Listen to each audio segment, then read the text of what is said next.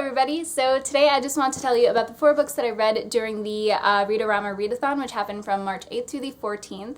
I also want to tell you about 2 things that I read since then, and I also want to tell you about the 3 books that I am currently reading. So here we go. So the first book that I read during the Readathon was actually a speech. It was Neil Gaiman's Make Good Art speech. It's a stunning piece of art, and if you want this piece of art on your bookshelf, it costs about $10, but I thought it was worth it. If not, you can find the speech online, and if I can do so, then I will link that down below for you guys. It's just very, very motivational. I believe I gave it 5 stars. It's something that I would recommend to all ages just because it would help people of all ages. It really just says that you don't have to stay with a mediocre position when you want to do something more. What you want to do, just do it. Don't try and move to different steps that you think will be financially stable or something that you think will be steady for you if you don't feel comfortable that way. If you just want to do something, do it. That's what it taught me at least, and it's helped me out quite a bit so far, I think. The second one I was considering doing a full review for, but then I decided against it because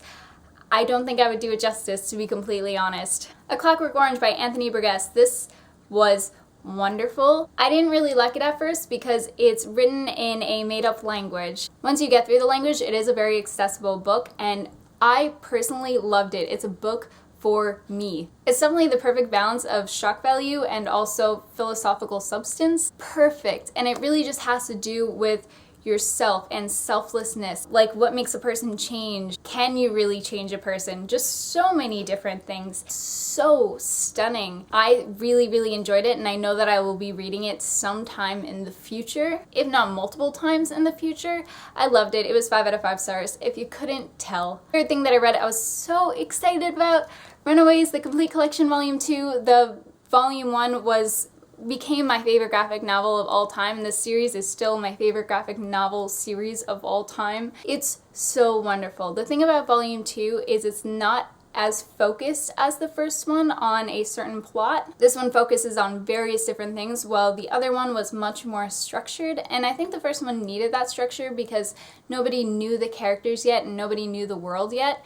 Within this one, everybody, it has an audience base, so we know the characters, we know the world, and they just had fun with it. So I really, really liked it for that aspect. I loved it. I really did. Obviously, some other people may have different thoughts because, like I said, the structure, meh, but definitely good for me. The fourth thing that I read for the Readathon, I read with Mandy, and if you don't know Mandy, she is an awesome booktuber and just a wonderful person to talk to, so I would definitely recommend checking her out. Link is down below. We read The Duff by Cody Keplinger. I did not expect this at all. I thought it was going to be a cute contemporary, and it ended up being a hard-hitting contemporary, which is my favorite of all contemporaries. I like cute contemporaries as well if they're done well, and I like hard-hitting contemporaries if they're done well, because they're just honest. They're so honest about young adults' lives and what they actually are like. This one is not about the designated ugly fat friend only. It is also about a girl that is going through legitimate changes. Her family is going through a divorce. She's worrying for the first time about her self-image. She's trying to be a good friend while also trying to cope with things in her own life, and oh my god, it's so good. Personally, I related to the divorce part quite a bit, and it really hit home for me, and I love when hard-hitting contemporaries hit home.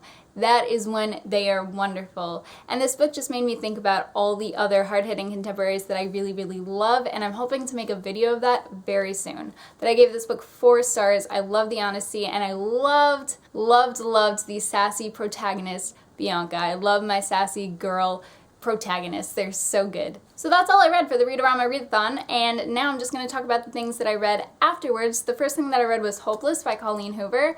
It was my first Colleen Hoover book, so I didn't really know what to expect, but I knew it was new adult.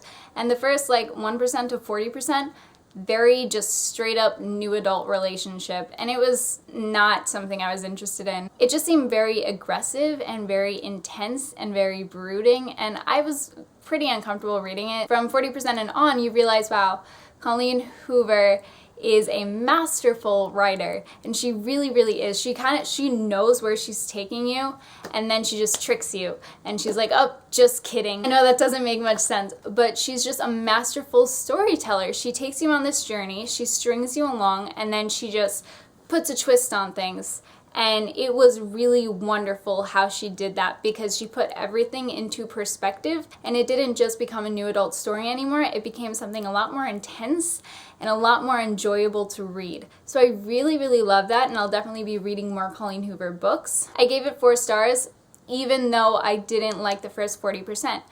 Because it was so addicting. Her writing is definitely something that I'm looking forward to reading again. The next thing that I read was a Kindle single, but technically it's also a speech. It was a TED Talk that this author made. So again, if I can find it online, then I will link it down below. We Should All Be Feminists by Chimamanda Ngozi Adichie. I still don't know if I said that right, but I read it so I can try and make sure that I pronounced it correctly. But she is the author of Americana, which a lot of people on BookTube have been reading recently, and I've been really enjoying from what I've heard, and I definitely want to check out some of her writing after hearing this speech. Not hearing it, reading it, but oh my god, just some of the things that she said were so poignant. I highlighted some things, so I'll share some of them. One thing that really struck home for me is I've always been one of those people that do not let anyone else pay my bill. So if I'm on a date, I do not let the other person pay the bill because it makes me very uncomfortable. So this is something that was part of her speech. What if boys and girls were raised not to link masculinity and money? What if their attitude was not the boy has to pay, but rather whoever has more should pay? Of course, because of their historical advantage, it is mostly men who will have more today. But if we start raising children differently, then in 50 years and 100 years, boys will no longer have the pressure of proving their masculinity by material means. I thought that was so poignant, and there's so many other gems in here like that. It's only $1.99 for the Kindle, but again, there is a speech, and if I find it, I will link it down below for you guys. 3 things that I'm currently reading. I'm sorry that these videos keep getting so long. They keep extending every single time I make one. The Children of Men by P.D. James. This is something that I'm reading for my literature as film class, and we're watching the film on Monday, so I need to finish it by then. It's really interesting so far, though. It is about the human race and what would happen if we became infertile. Pretty interesting so far. Apparently, I haven't gotten to the part where it really gets crazy, and I heard that the movie is fantastic. So if you have heard anything about the book or the movie, please let me know so I can push through it. Next thing I'm just reading for pleasure, and it is The One and Only Ivan, and this I might even just read tonight because it sounds wonderful and I've just wanted to read it. It is a middle grade book, and the protagonist is a gorilla. He meets this elephant and they become acquaintances, and apparently it's heartbreaking. Apparently it's heartbreaking, and I'm very excited to read it. The next thing that I know is heartbreaking is The Corpse Exhibition by Hassan Blazim. I read the first few short stories in here. This is a short story collection, and it is terrifying and heartbreaking and just beautiful. So beautiful. This is a debut Arabic writer, and he is writing magical realism fictional stories that have somewhat to do with the Iraqi war and his perspective on it. I'm so glad that I own this book because it's so beautiful and so heartbreaking, but it's so hard to read more than 1 or 2 stories at a time because they're so heavy. So this is definitely something that I've been like breaking off with smaller books. So definitely gonna keep going with this one. That is it! Please tell me what you guys are currently reading because I'm totally curious. And I will see you guys in my next video. I have lots of hauls coming up, so look out for hauls. Bye guys!